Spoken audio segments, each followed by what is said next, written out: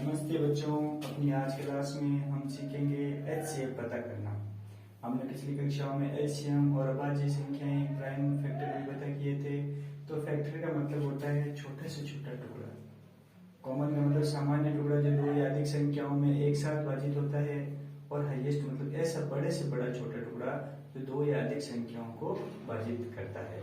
इस प्रकार एचसीएफ का मतलब हो गया ऐसा बड़ा से बड़ा टुकड़ा जो दो या अधिक संख्याओं को सामान्य रूप से विभाजित करता है।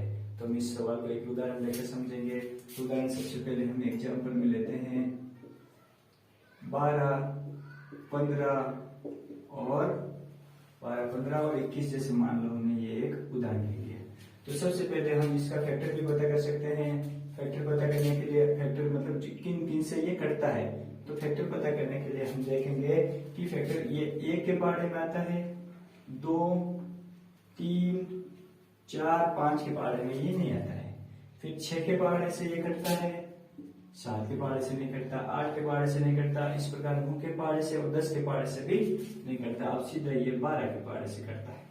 इसी प्रकार अपन 15 का भी फैक्टर पता कर सकते हैं। 15 के फैक्टर 1, 3, 5, 1 मतलब 1 के पहाड़े से ये कटता है, 2 के पहाड़े से नहीं कटता, 3 के पहाड़े से कटता है, 4 के पहाड़े से नहीं कटता है, 5 के पहाड़े से कटता है, 6 के पहाड़े से नहीं कटता है, 7 के पहाड़े से भी नहीं कटता है, 8, 9 के पहाड़े से नहीं कटता है, 10 के पहाड़े से भी, 11 के पहाड़े से भी नहीं कटता। इस प्रकार ये फिर अब ये 15 के पहाड़े से कटेगा। 21 के भी फैक्टर हम पता कर सकते हैं। तो 21 के फैक्टर पता करने के लिए 1, 3, 7 और 21, 1, 3, 7 और 21 तो इनके फैक्टर हो गए। ये तो इनके फैक्टर हो गए। अब हमें पता करना पड़ेगा कि कॉमन फैक्टर कौन कौन से हैं। तो हम देखेंगे कि तीनों में कौन कौन से कॉमन फैक्टर हैं। 1 कॉमन फैक्टर है, 3 कॉमन फैक्टर है, और देखो 4 और 5 इनमें नहीं है, 5 इसमें तो इनमें नहीं है, और 7 तो 2 ही कॉमन फैक्टर है। और अब हम देखेंगे कि हाईएस्ट कॉमन फैक्टर कौन सा है। तो हाईएस्ट कॉमन फैक्टर सीधा ही देखने पर पता चलता है कि ये हाईएस्ट कॉमन फैक्टर इसका 3 है। इस प्रकार ये एचसीएफ की थीम है कि सबसे बड़े से बड़ा जो अभाज्य संख्या है वो इनसे भाजित तीनों को भाजित कर रही है, एक नहीं कर रही है। इस सवाल को हम अभाज्य गुणनखंड विधि द्वारा भी पता कर सकते हैं। अभाज्य गुणनखंड विधि द्वारा हम इन तीनों सवालों को इस प्रकार लिखेंगे।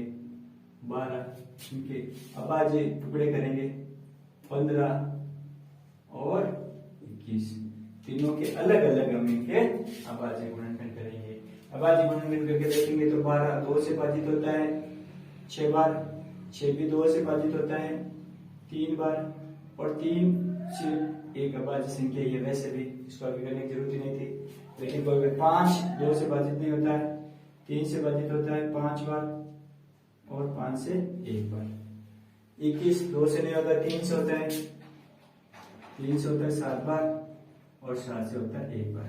इनको अभाज्य संख्याओं के रूप में लिख देंगे। तो 12 बराबर 2 गुणा 3, और 15 बराबर 3 गुणा 5, और 21 बराबर 3 गुणा 7।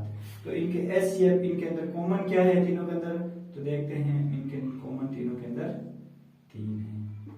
इस प्रकार हम इनको फैक्टर के रूप में लिखकर भी हम इनका अभाज्य गुणनखंड ये एचसीएफ पता कर सकते हैं, और अभाज्य गुणनखंड विधि द्वारा भी इनका पता कर सकते हैं। तो हम अगले उदाहरण में सिर्फ अभाज्य गुणनखंड, आज हम अभाज्य गुणनखंड विधि द्वारा ही अभाज्य से ये एचसीएफ पता करने के प्रयास करेंगे। तो हम अगले कुछ और उदाहरण लेकर के इसको देखें।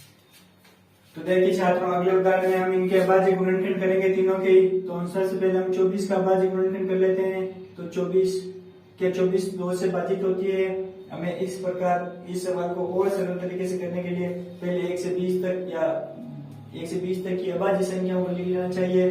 अभाज्य संख्या 2, 3, 5, 7, 11, 13 और 17 1 से 20 तक की अभाज्य संख्या है। तो सबसे छोटी अभाज्य संख्या और एकमात्र अभाज्य संख्या 2। सबसे पहले 2 से हम शुरुआत करेंगे। तो 2 का जाता है तो इसमें 2 से भाजित करेंगे। 2 से ये भाजित होती है 12 बार। फिर 12 भी 2 से भाजित होती है क्या, तो बिल्कुल 12 भी 2 से भाजित होती है 6 बार, और 6 भी 2 से भाजित होती है क्या 3 बार, और 3 तो खुद अभाज्य संख्या आ गई। तो चलो ठीक है, तो इसको हम ऐसे लिख सकते हैं 24 बराबर 2 गुना 2 गुना 2 गुना 3। अगली संख्या लेंगे, अब हमें अगली संख्या लेनी होगी। अगली संख्या है 15। 15 2 से भाजित नहीं होती है, 15 3 से भाजित होती है, तो हमें यहाँ पर 3 लिखना होगा। ये 5 बार होगी और 5 एक बार होगा, आगे करने की जरूरत नहीं है। फिर अगली संख्या लेंगे हम, यहाँ पर लिखेंगे 15। 15 के लिए अभाज्य गुणनखंड यहाँ पर लिख देंगे 3 गुना 5। अगली संख्या 36। 36 के लिए अभाज्य संख्या हमें करनी पड़ेगी अभाज्य गुणनखंड। 2 से भाजित होता है 18 बार, 2 से भाजित होता है फिर 9 बार। अब चूंकि 9 2 से भाजित नहीं होता, अब हमें अगली संख्या में देखना होगा 3 के लिए। तो अब 9 3 से भाजित होता है 3 बार, और 3 तो खुद ही अभाज्य संख्या है, तो ये आ गया 3। तो इसको भी हम ऐसे यहाँ पर लिख देंगे 36 बराबर 2 गुना 3 गुना 3। और अब हमें यहाँ पर HCF पता होगा। HCF बराबर, तीनों के अंदर कॉमन कौन है? तीनों के अंदर एकमात्र अंक 3 है जो कि कॉमन है, तो इसका भी HCF हो जाएगा 3। इस प्रकार अगला सवाल है। तो अगले उदाहरण में 17, 23 और 29 कुछ संख्याएं यहाँ पर अभाज्य संख्याएं दिख रही है, तो ये सारी अभाज्य संख्याएं हो गई। तो ये 17 है जो कि अभाज्य संख्या, इसके अभाज्य गुणनखंड करेंगे तो 17 17 से ही भाजित होगी एक बार। 23 भी एक अभाज्य संख्या है, किसी के पास ऐसे नहीं आती है, तो 23 भी 23 से भाजित होगी एक बार। और 29 भी अभाज्य संख्या है, 29 भी 29 से ही भाजित होगी एक बार। तो यहाँ पर 17 बराबर 17 इंटू 1, 23 बराबर 23 इंटू 1, और 29 बराबर 29 इंटू 1। तो इनमें कोई HCF है ही नहीं, कोई कॉमन संख्या आने गई, या हम ऐसा समझ सकते हैं कि यहाँ पर 1 है जो कि कॉमन संख्या आ रही है। जिसमें कोई कॉमन संख्या आती नहीं है या अभाज्य संख्याओं के HCF हमेशा ही 1 हो गया। अगर हमें प्रश्न में सारी संख्या अभाज्य संख्या दे रखी है तो इनके HCF 1 हो गई।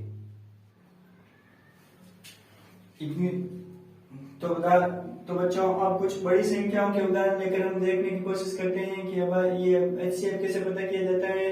तो हमें अभाज्य गुणनखंड विधि द्वारा सबसे पहले इनके अभाज्य गुणनखंड पता करने होंगे। तो 375 के हम अभाज्य गुणनखंड पता करते हैं, तो पता चलता है कि सबसे पहले क्या ये 2 से भाजित होती है, इकाई अंक 5 है तो ये 2 से भाजित नहीं होती।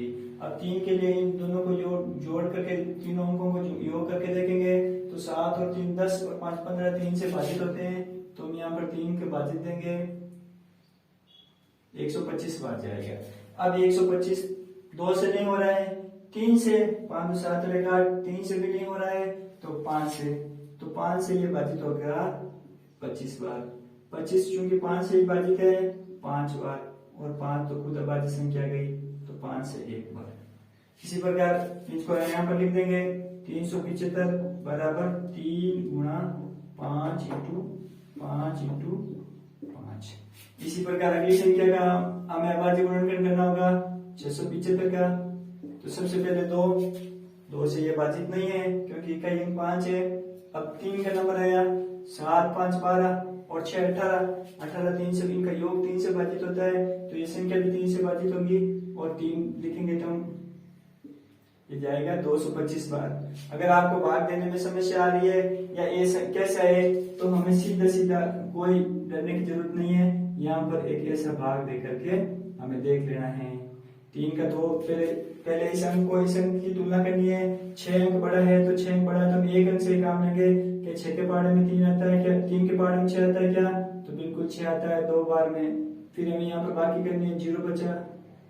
अगली संख्या उतार ली 7। अब 3 के पहाड़े में 7 नहीं आता है, 7 नहीं आता तो कोई बात नहीं, इससे 7 से ठीक छोटा 6 आता है, वो भी 2 बार में आता है। यहाँ पर बाकी कर ली, बचा 1, उतार दिया 5, ये हो गई 15। 3 के पहाड़े में 15 आते हैं, बिल्कुल 3 के पहाड़े में 15 आते हैं। 15 कितनी बार में आते हैं, 5 बार में आते हैं। और इस प्रकार ये हमारा काम कंप्लीट हो गया। तो हमें कहीं अगर समस्या आ रही है, कोई बड़ी संख्या है, और तो हमें वहां पर अटकना नहीं है, भाग देकर के भी, रफ काम दे करके भी समझ सकते हैं। अब आगे यहाँ पर भी क्या, अभी भी 3 का और भाग जाएगा क्या, तो पता करते हैं। 5 तो 7 और 2 9, क्या 3 के पहाड़े में 9 आते हैं क्या, बिल्कुल 3 के पहाड़े में 9 आते हैं, तो हमें 3 का भाग यहाँ पर दे सकते हैं, 75 बार जाएगा। अभी भी 7 और 5 12, अभी भी 3 के योग में 3 का भाग जा रहा है तो बिल्कुल जाएगा 25 बार। अब इनका योग हो रहा है 25 का योग हो रहा है 7। इनके बारे में वैसे भी नहीं आता, हमें पता चल गया कि 6 18 7 21 8 24 और 29 27 25 नहीं आते हैं। तो 5 के बाद 5 से भाजित हो रहा है, जब इकाई अंक 0 और 5 हो तो 5 से भाजित होता है, तो 5 से भाजित हो रहा है, तो 5 से 5 बार भाजित हो रहा है। 5 तो खुद ये भाज्य संख्या है और 1 बार, तो हम इसको यहाँ पर लिख देंगे 675 बराबर 3 गुणा 3 गुणा 3 गुणा 5 गुणा 5। और इनके एचसीएफ पता करेंगे, तो एचसीएफ में इनमें कॉमन कौन कौन आ रहा है, एक बार आ रहा है 3 और 2 बार आ रहे हैं 5। 3 गुणा 5 गुणा 5, तो ऐसे हो जाएंगे 5 3 15 और 15 3 5 25 25 3 75, तो इनके ऐसे हो जाएंगे 75। अब बच्चों अगर आपको भाग लेने में समस्या आ रही है, भाज्यता के नियमों का पता नहीं है, तो आप कमेंट बॉक्स में लिखिए यस, तो हम भाज्यता के नियमों पर एक डिटेल में वीडियो बनाएंगे। धन्यवाद।